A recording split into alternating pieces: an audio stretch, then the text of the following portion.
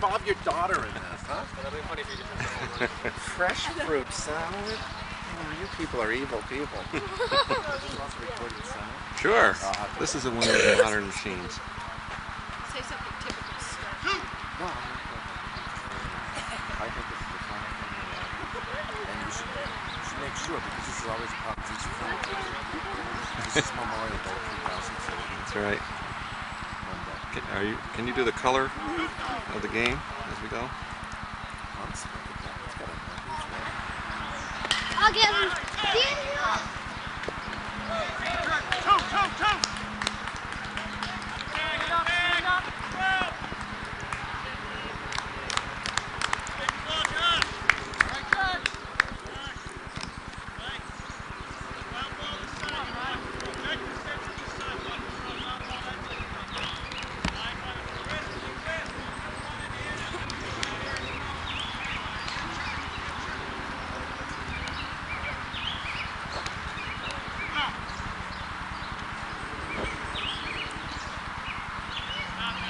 Really?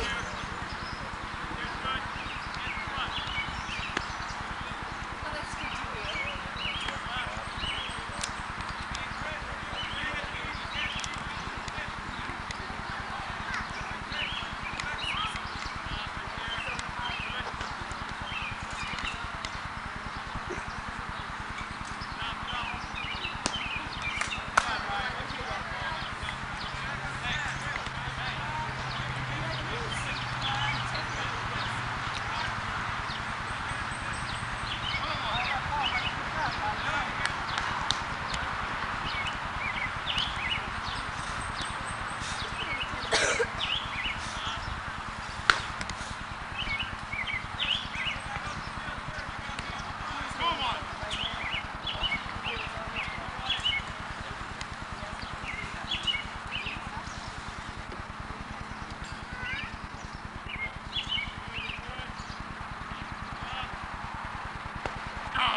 Nice pitch. Yeah, Chris.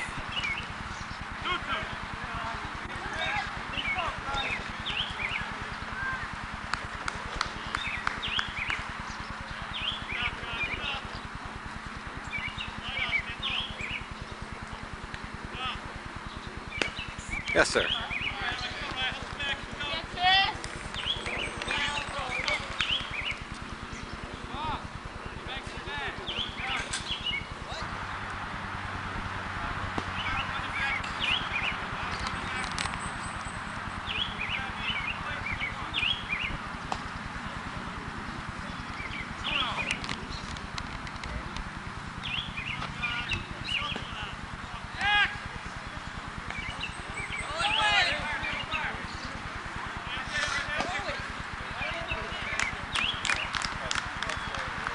That wasn't his fault.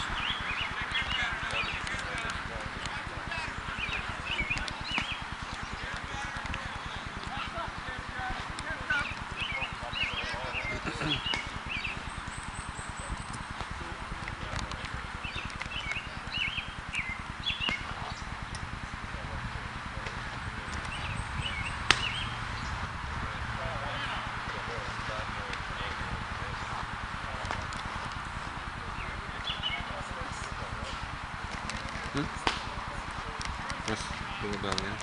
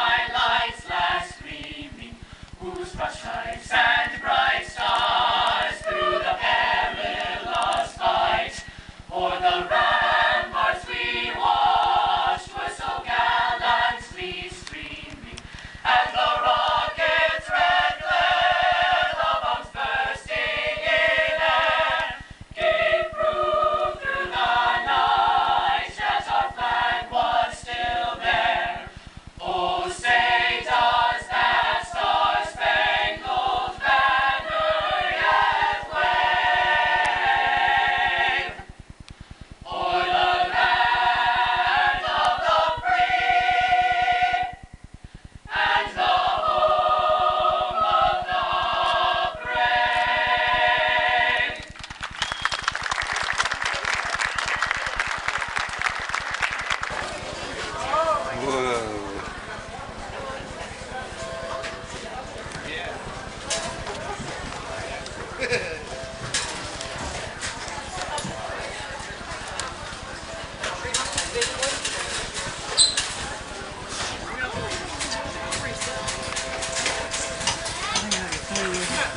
It's okay.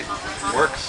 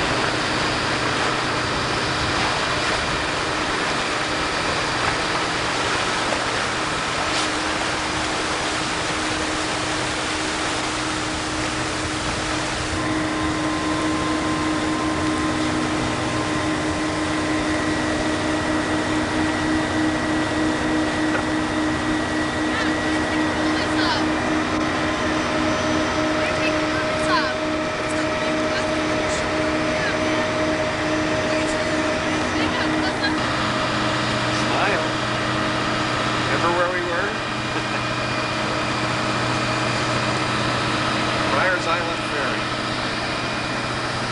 Whale watch day.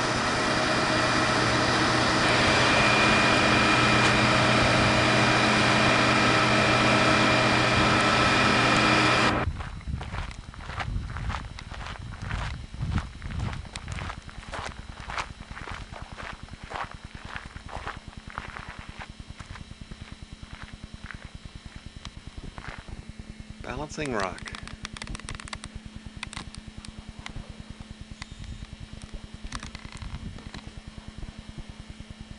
Dad, we're leaning on rock. Hey, look, we're leaning on it. Look. Oh, that's just gonna be the cutest darn thing. How many people have done that before? Look.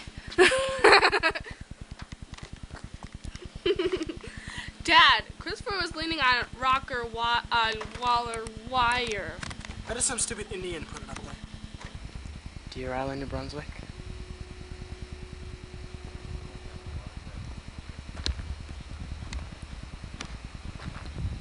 Moonrise is red.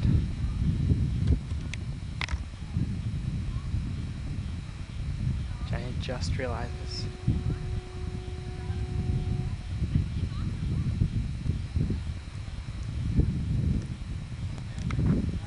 The camper, and Mom walking right in front of it. The camper we've stayed in for the past 9 or 10 days. Been very good to us. Of course, the car and the kayaks we've also used have been very good to us. My family been very good to me, minus Jenny, wherever she is.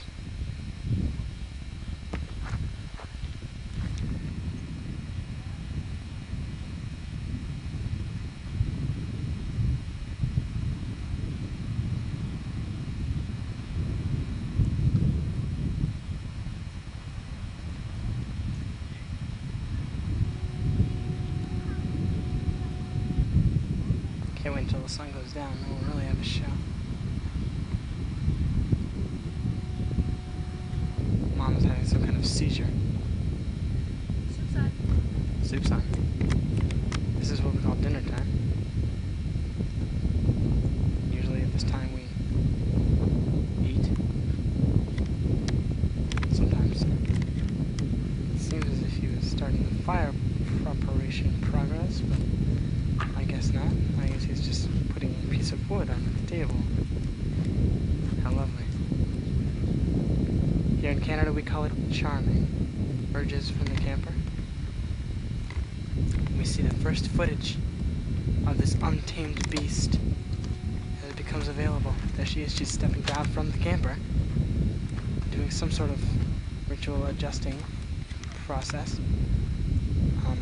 Probably covering her tracks so she's not picked up on her later excursions in the wilderness. And she's still doing that for some reason. I'm not sure why. Let's see if we can get a closer look at the camper, and she's adjusting from the inside. Now she appears to be coming out of the camper. She appears to be talking to me. Oh my gosh, she's coming closer. She's coming closer. She bears some kind of strange marking on her chest. Oh my gosh.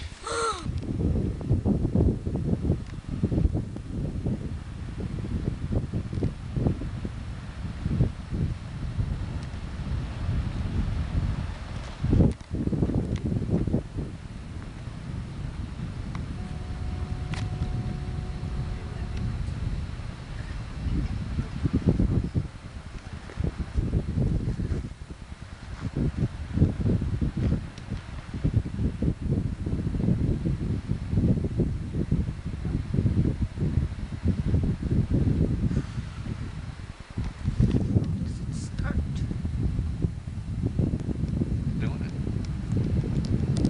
Very big.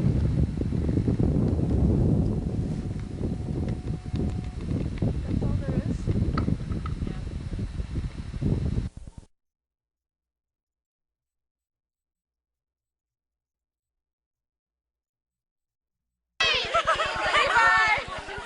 Is that your dog? Open the thing.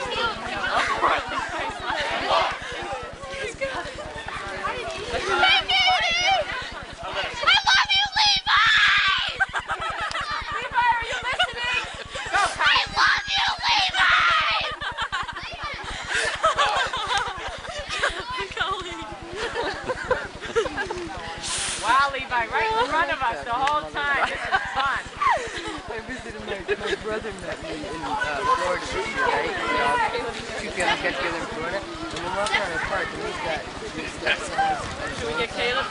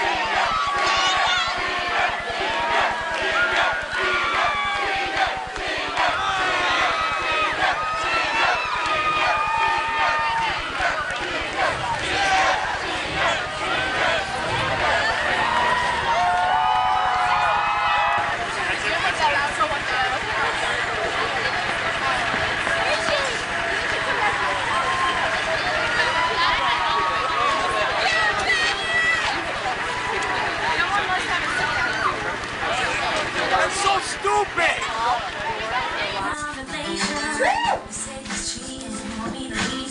Whoa, whoa! That's what I call them. Wow!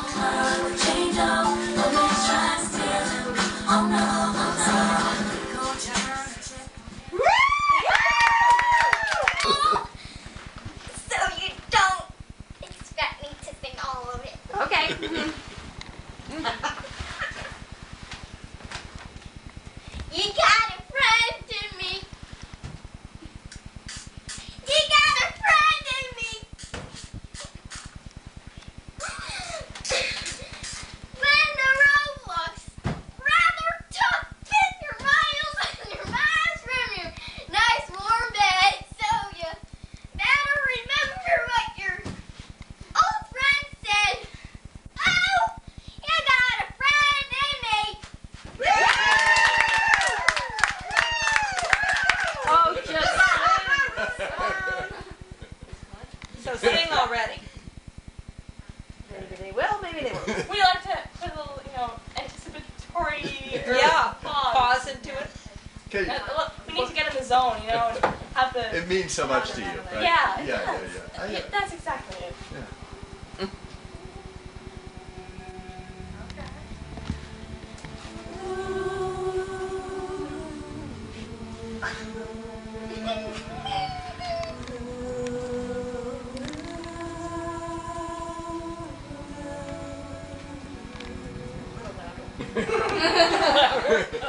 Lorena, help us here. I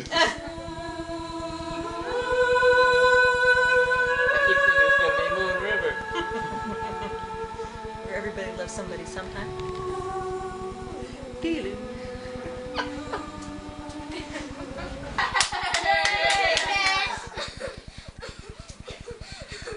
Tell me why the stars do shine.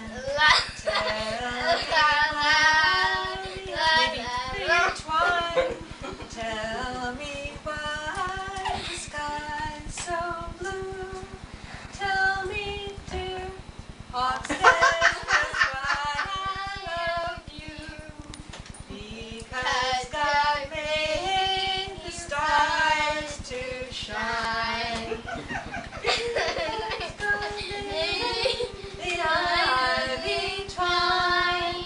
Because God made the stars so blue. Because God made you. Because God made hawk's nest. That's why we love you.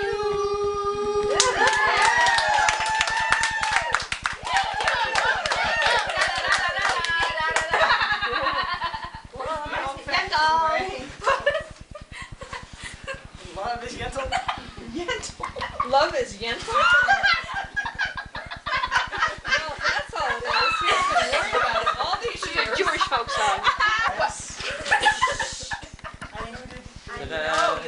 the stars are having a good time. Okay, ready? We're ready. Waxes.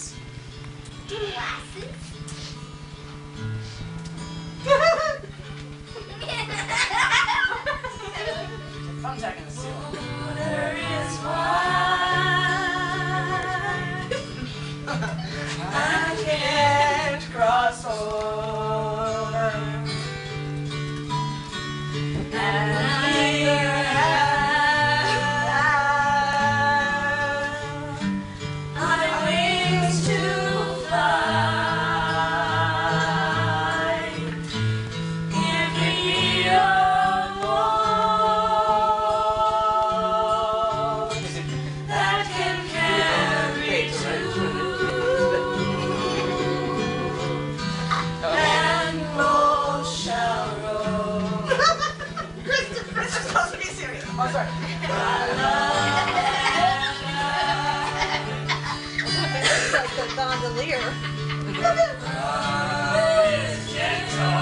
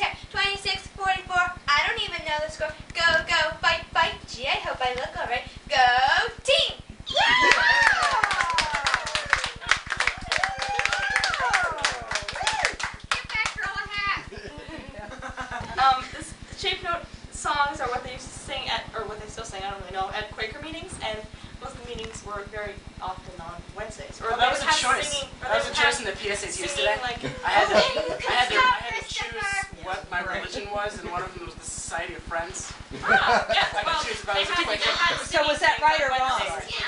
Oh, that was you didn't lose any points for me. Yeah. Sing the song. So did you check Society of Friends? I was tempted to, but then I figured that they You would chose give me some kind of Jewish, not scholarship Jewish. because I was Quaker, and so I'd have to say that I wasn't. So, Okay. Ready? I forgot how it goes. I mean, Okay. All right. Oh, that was great! If I get lost, I'll try. Yeah. When through fiery trials thy pathway shall lie, my grace all sufficient shall see thy supply. The flames will not burn thee, I only design thy cause to consume, and thy cause to refine. okay, let's try that first again. Yeah, okay. The whole thing again? I don't know. Yeah. Okay. Sure. Sure. Do you like that verse? I love this verse. Okay. Okay. When through fiery trials thy pathway shall lie, my grace all sufficient shall be thy supply. The flames will not burn thee, I only design thy dross to consume, and thy goodness refine. The jellyfish, fish. The jellyfish, the jellyfish, fish. Arms up, wrists together, elbows together. The jellyfish, the jellyfish, the jellyfish, fish. The jellyfish, the jellyfish, the jellyfish, fish. Arms up, wrists together, elbows together, knees together. The jellyfish, the jellyfish, the jellyfish, fish. The jellyfish, the jellyfish, the jellyfish, fish. Arms up, wrists together, elbows together, knees together, toes together. The jellyfish, the jellyfish, the jellyfish, fish. The jellyfish, the jellyfish, the jellyfish, fish. You go. Arms up, wrists together, elbows together, knees together, toes together, butt out. The jellyfish, the jellyfish, the jellyfish, fish. The jellyfish, the jellyfish, fish. Arms up, wrists together, elbows together, knees together, toes together, butt out, chin up. The jellyfish, the jellyfish, the jellyfish, fish. The jellyfish, the jellyfish, the jellyfish, fish. Arms up, wrists together, elbows together, knees together, toes together, butt out, chin up, tongue out.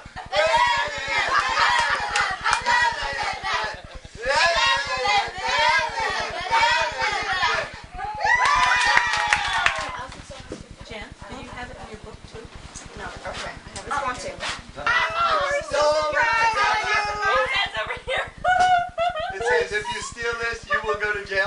Property of Air France. This blanket was placed aboard to make passengers more comfortable. As taxes have not been paid on it, it must not be taken from the plane. That's why the tickets are so expensive, because people... This should have been done off camera. Hey, Marilyn, Oh, dear. it's a lot better with it's a lot better with vanilla. Am I What is- It's much better with vanilla Ready Whip Is than this chocolate. the King of Hearts? Yay! Oh, I know what's gonna happen.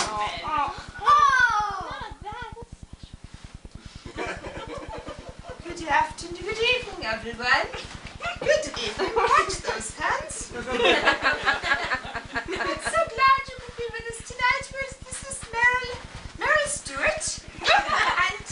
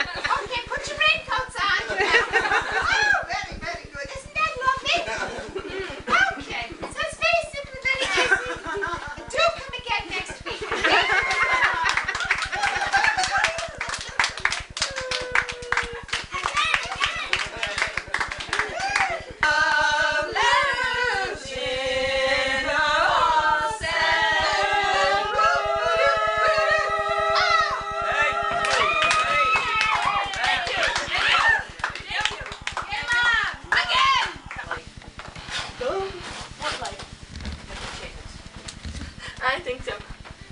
Stop doing that thing. Merry Christmas, everybody. Oh, jeez, I don't even have my bathroom. Shut that thing off. Can't. Merry Christmas, boy. Whoa. Come on, hurry it up.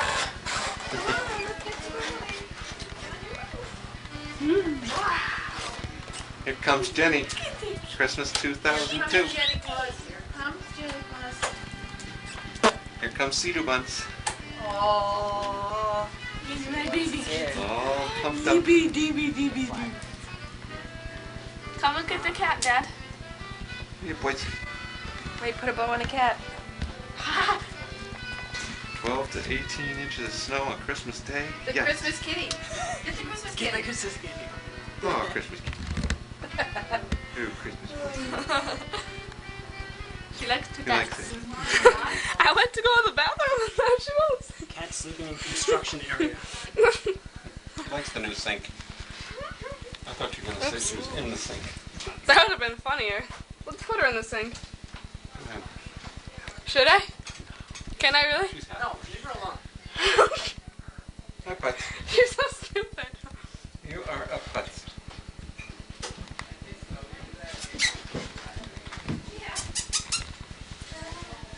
Oh, buddy. Right, the church on Flag Road. Where are you going, Whitney? The church that you run. You'd like to be on film? They have their own. He's gone. He's camcorders? gone. So, He turned it off. back to go back. Wait, Whitney, he he turned turned it it off. off. Come back. Got two of the things. Just come behind you. And that worked for you? Works for both of us. Whitney?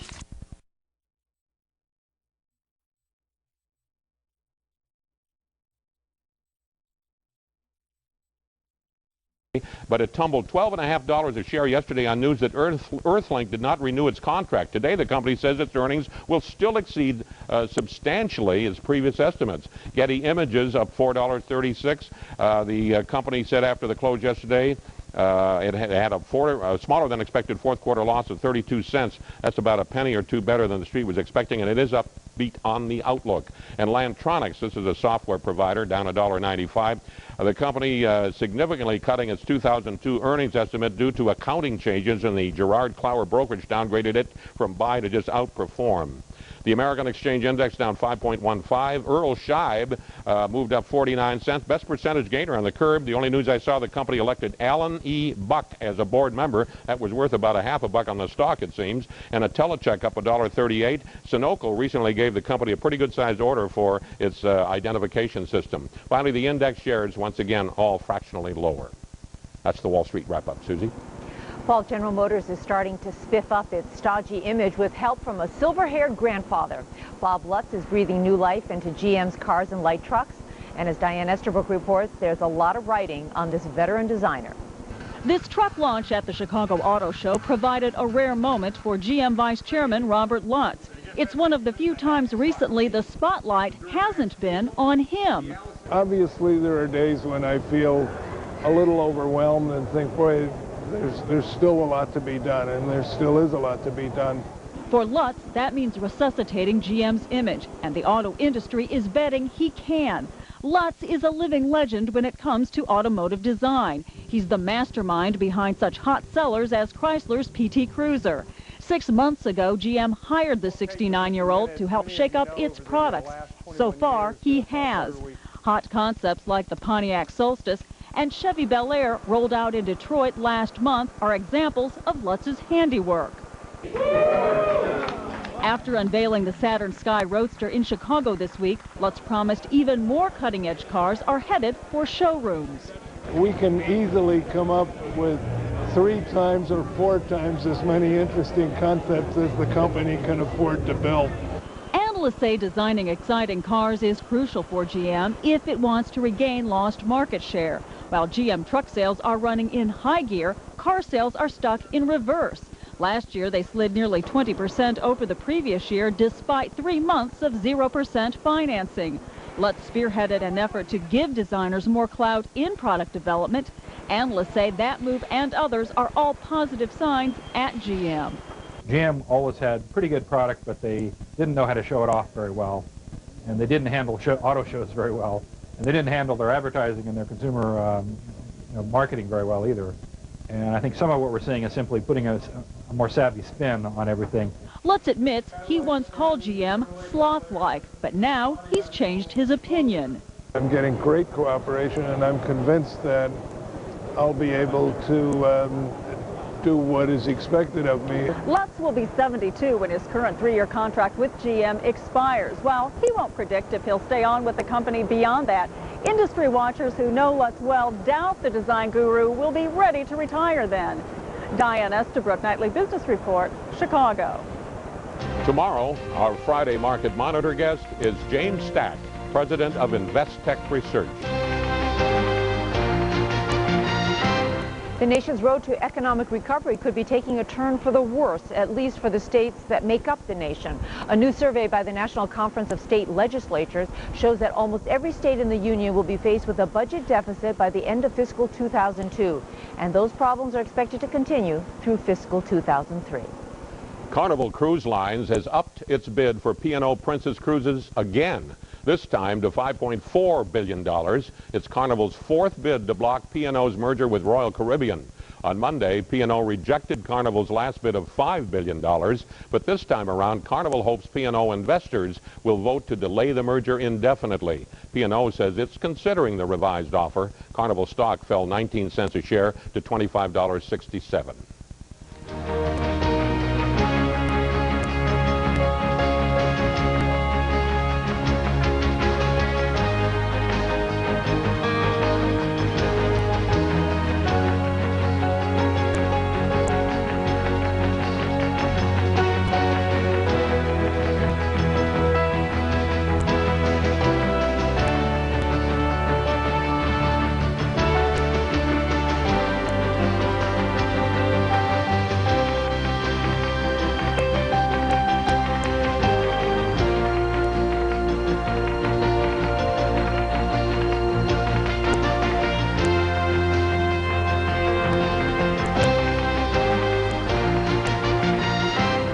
If all the recent horror stories about Enron have made you doubt the wisdom of investing in your 401k plan, take heart.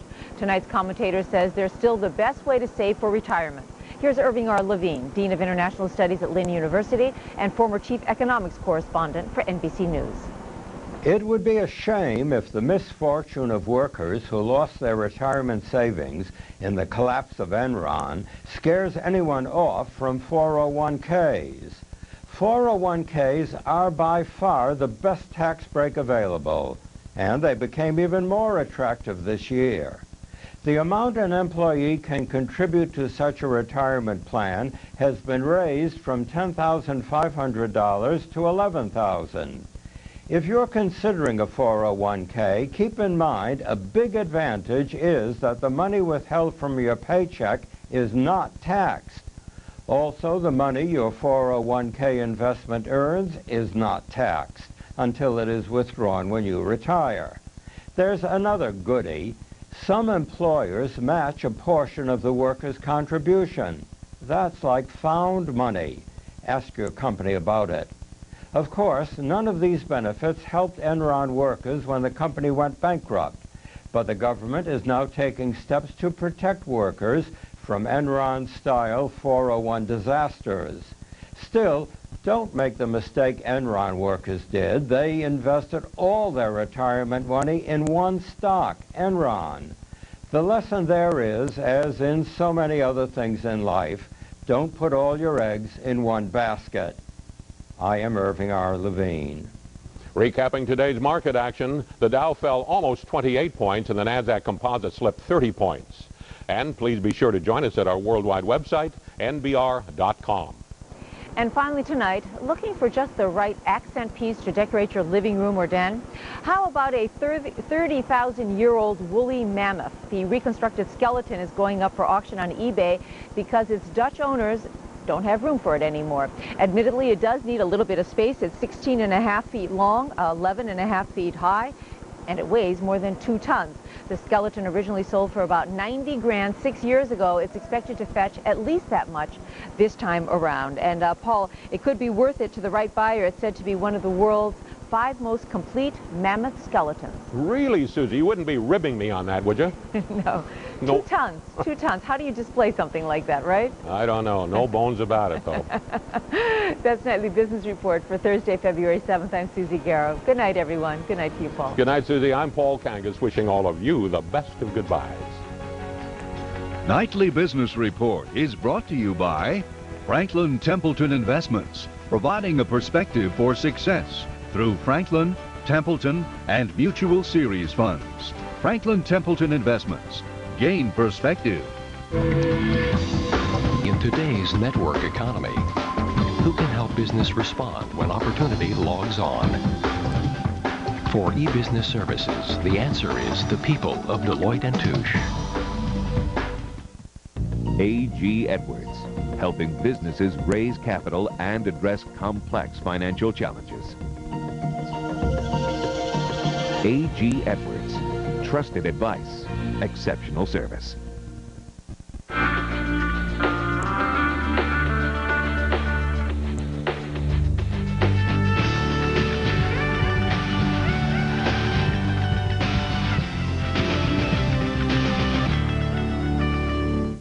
And made possible by viewers like you.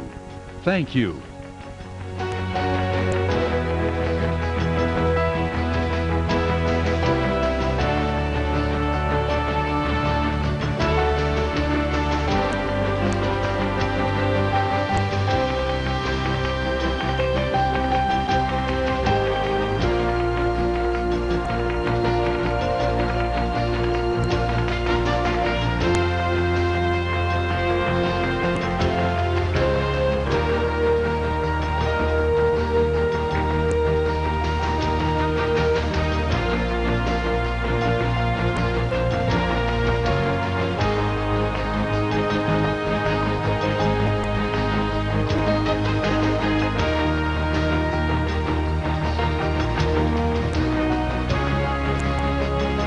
Whether you're planning to leave property behind or receive it, you need NVR's video, How to Plan Your Estate or Inheritance, winner of the American Bar Association Silver Gavel Award.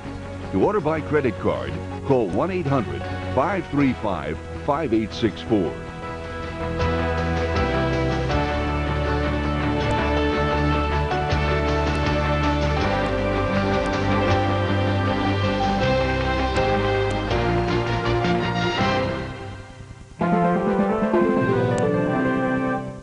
Hello, I'm Jim Lara. Stay tuned to CPTV for the News Hour and log on to cptv.org anytime for streaming News Hour video. On the air and on the web, CPTV, fulfilling your need to know.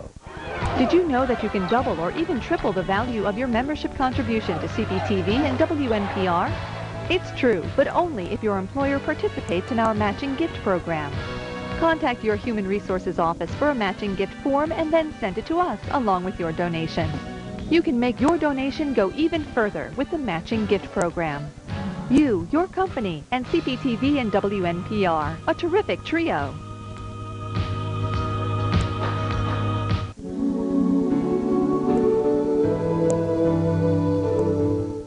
Negro and white must learn to live together as brothers, or they will perish together as fools. These words are as true today as when Martin Luther King Jr. said them in 1961. And though Connecticut's history includes racial prejudice, along with job, education, and housing discrimination, remarkable people have acted upon his words. African Americans in Connecticut, Civil War to Civil Rights, 9 p.m. Friday. Mark Twain's neighborhood Nook Farm is made possible through leadership funding from Webster Bank and the Connecticut Resources Recovery Authority. This was an aggressively, almost breathtakingly modern house by this young couple. It's a house filled with modern ideas, of progressive social ideas. And then finally, of course, it's the birthplace of the modern American literary voice with Huckleberry Finn and Tom Sawyer and other great works that are hatched here in Hartford. There was something romantic, even dramatic, about the atmosphere of this home of ours in Hartford, Connecticut. It was a brick building with many little turrets, porches, and towers. 3 floors of various shaped rooms provided suitable scenes for almost any novel or drama one might be reading. Imagine taking flight over one of the most beautiful regions in the world, soaring over cities trapped in time, towering above the most noble mountains, and sailing over the bluest seas not on them. These are Visions of Italy, Southern style. 2 p.m., Sunday, February 24th. Fulfilling your need to know. CPTV news programs are brought to you by the following, by their investment in CPTV. Connecticut Magazine, proud to support CPTV. In February, read all about the state capital's Power Elite, memorable settings for weddings, and a comprehensive healthcare guide. Then look in the back for what's on CPTV. Read about motivational expert Barbara Scher's 2 new shows, as well as special programs celebrating Black History Month. Connecticut Magazine, it's all about where you live. Big Y World-Class Markets has been American-owned and family-operated since 1936. Big Y is dedicated to the community and serves New England families with 46 locations throughout Connecticut and Massachusetts. Big Y is proud to support CPTV.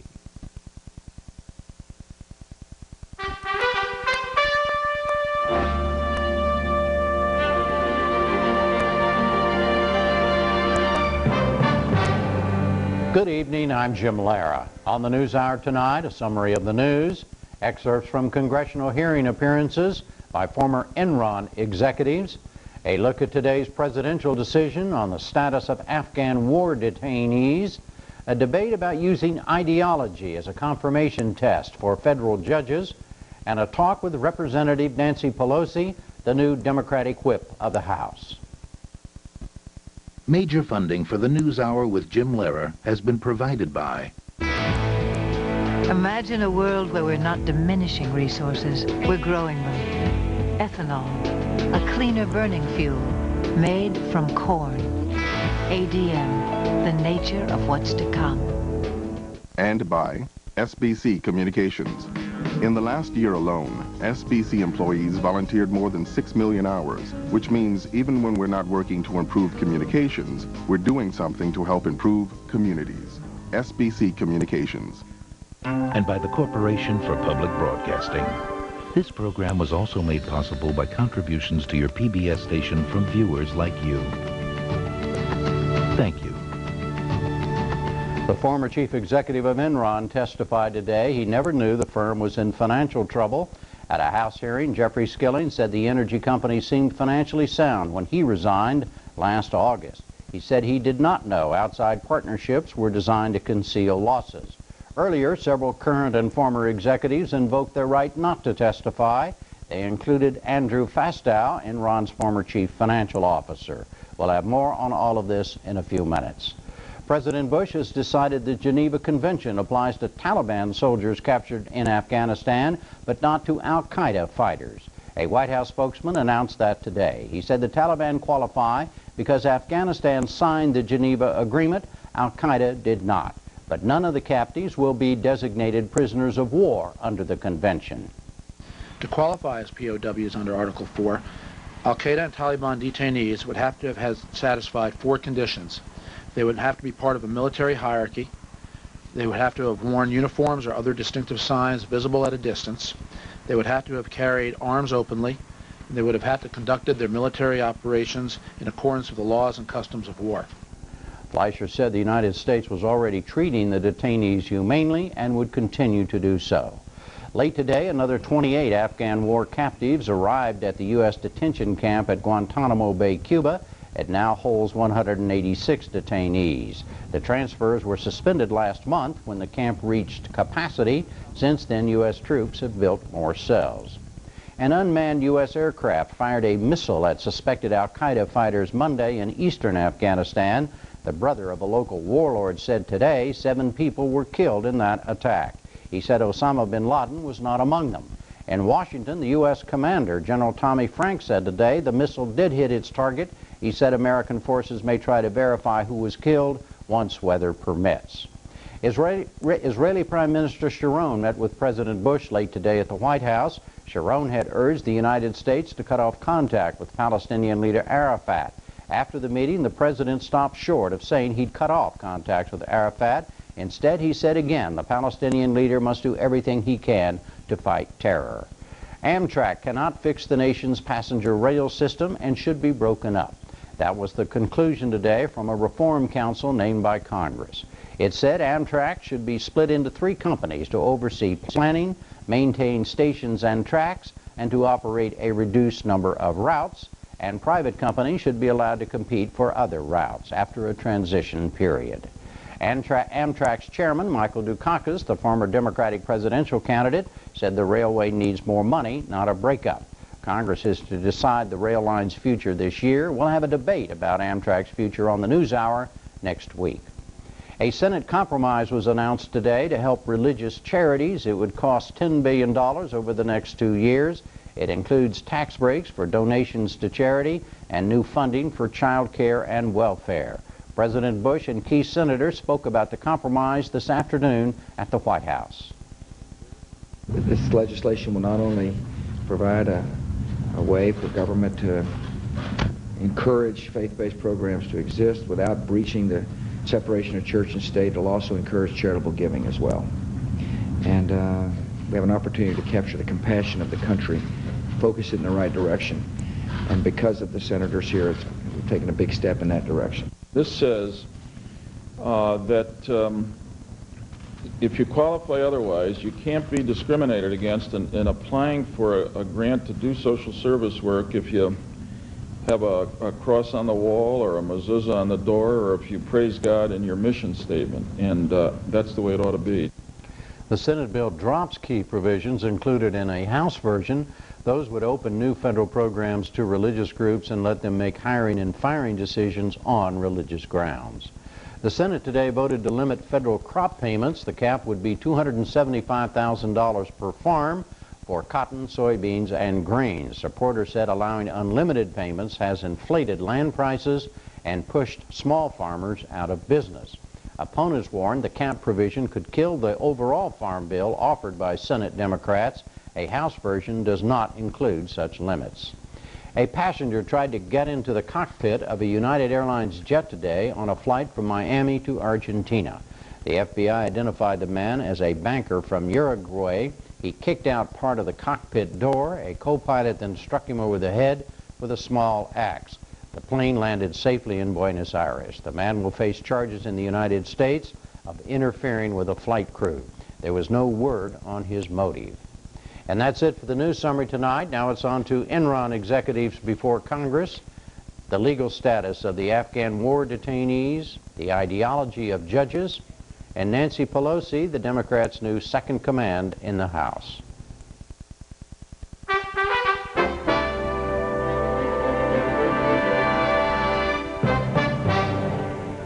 Top Enron officials went to the Capitol today. Some testified, some did not. Kwame Holman has our report. It was one of the most highly anticipated hearings yet in Congress's 2-month examination of the collapse of Enron. The House Energy Committee's investigative branch would be the first to hear from men who held major positions of responsibility at the energy trading giant as it tumbled into bankruptcy.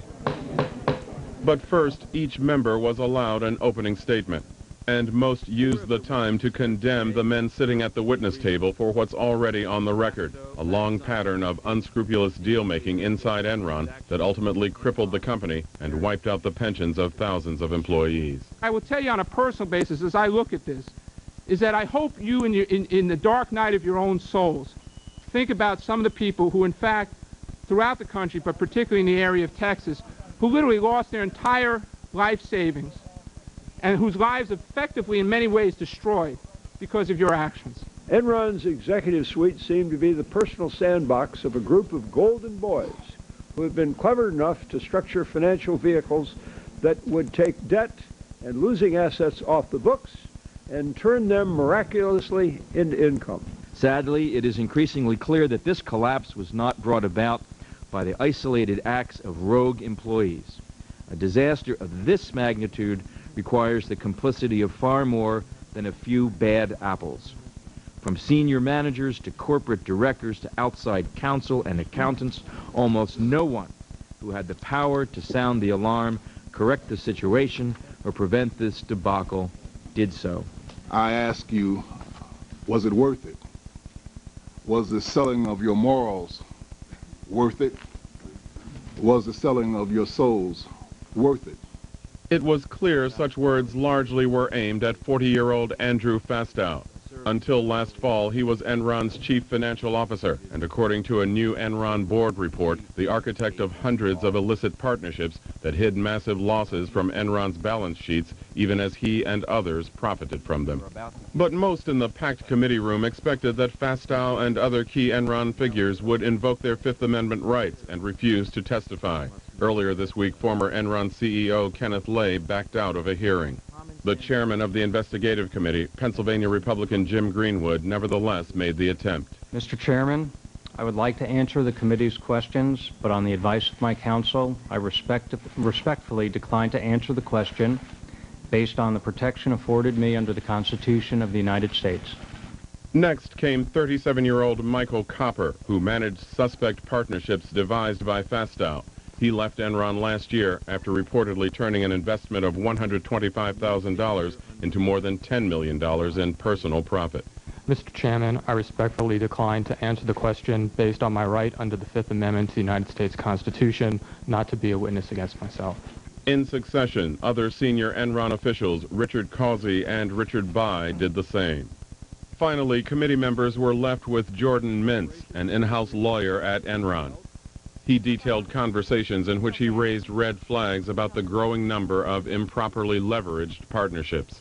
I was concerned that the process and the procedures that had been put in place by the board weren't being adhered to the level that I thought would substantiate arm's-length dealing and fairness. Enron official Jeffrey McMahon said he also questioned the structure of the partnerships. He said he told then CEO Jeffrey Skilling about a partnership known as LJM, which put Andrew Fastow in the dual role of representing both the LJM partnership and Enron itself. I said there were several conflicts that I thought he needed to be aware of that were going on because of this. The Enron employees were negotiating against LJM representatives, and yet they all reported to Mr. Fastow. I saw that as a major conflict. His parting words to me were that he understood all my concerns and that he would remedy the situation. McMahon said shortly after that meeting, Skilling offered him a job elsewhere in the company. The whole truth. In mid-afternoon, Jeffrey Skilling himself testified. He repeatedly told the panel he was unaware of financial improprieties, and he blamed the company's meltdown on a lack of confidence by investors. Contrary to the refrain in the press, while I was at Enron, I was not aware of any financing arrangements designed to conceal liabilities or inflate profitability. The off-balance sheet entities, or SPEs, that have gotten so much attention are commonplace in corporate America, and if properly established, they can effectively shift risk from a company's shareholders to others who have a different risk-reward preference. As a result, the financial statements issued by Enron, as far as I knew, accurately reflected the financial condition of the company. Second, it is my belief that Enron's failure was due to a classic run on the bank, a liquidity crisis spurred by a lack of confidence in the company. I left Enron on August 14, 2001 for personal reasons. At the time I left the company, I fervently believed that Enron would continue to be successful in the future. I did not believe the company was in any imminent financial peril. Second, similarly, I did not dump any stock in Enron because I knew or even suspected that the company was in financial trouble. Mr. Skilling, a massive earthquake struck Enron right after your departure. And people in far inferior positions to you could see cracks in the walls, feel the tremors, feel the windows rattling. And you want us to believe that you sat there in your office and didn't and had no clue that this place was about to collapse. On the day I left, on August 14, 2001, I believe the company was in strong financial condition. The earlier panel, one of the witnesses there, described you as being intense, hands-on, not a controlled freak. but intense, hands-on, that you really knew every part of this operation. From 1997, you were chief operating officer until you became the CEO. So you're either one or two in the company for the last 4 years. And from what I've heard from your testimony today, you don't know what went on. Everything was fine when you left. Congressman, Enron Corporation was an enormous corporation. Could I have known everything going on everywhere in the company? I had to rely on the best people. We hired the best people. We had excellent, excellent outside accountants and law firms. Florida Republican Cliff Stearns asked Skilling about his meeting with Jeffrey McMahon, the Enron executive who was concerned about the conflicts created by the LJM partnerships. Did he talk to you about LJM and the financing structure or any of the partnerships? My recollection of the meeting is Jeff came in and had some concerns about his compensation related to LJM. He never talked about any conflict of interest in any of his partnerships. He never mentioned that, anything like that to you.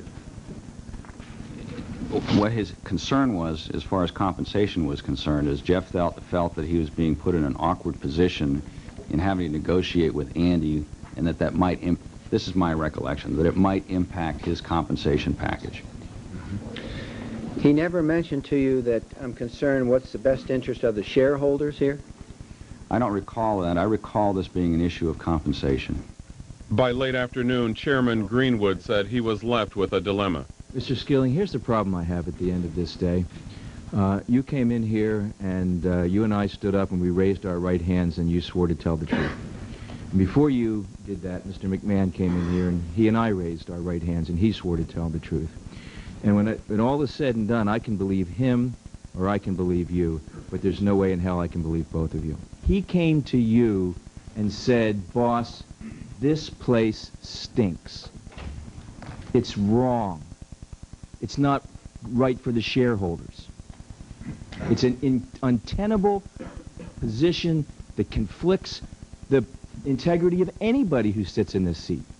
I don't recall. You say to him, I don't we'll get you another recall job. that he said anything about this being bad for the shareholders. He was concerned that it could become bad for the shareholders if he did not have my support for him sticking up for Enron in those discussions, and I gave him my unequivocal support. Next week, members of this committee and one in the Senate hope to hear from Enron's former chairman and chief executive, Kenneth Lay.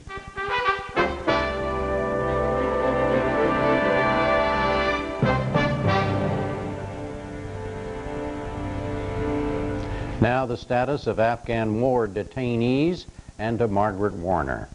When the first Taliban and al-Qaeda detainees arrived at Guantanamo Bay, Cuba last month, the administration decided they would not enjoy the rights of prisoners of war under the Geneva Conventions. But late last month, Secretary of State Colin Powell asked the president to reconsider. Powell argued that the U.S. could refrain from declaring them POWs, but still accord them the protection of the Geneva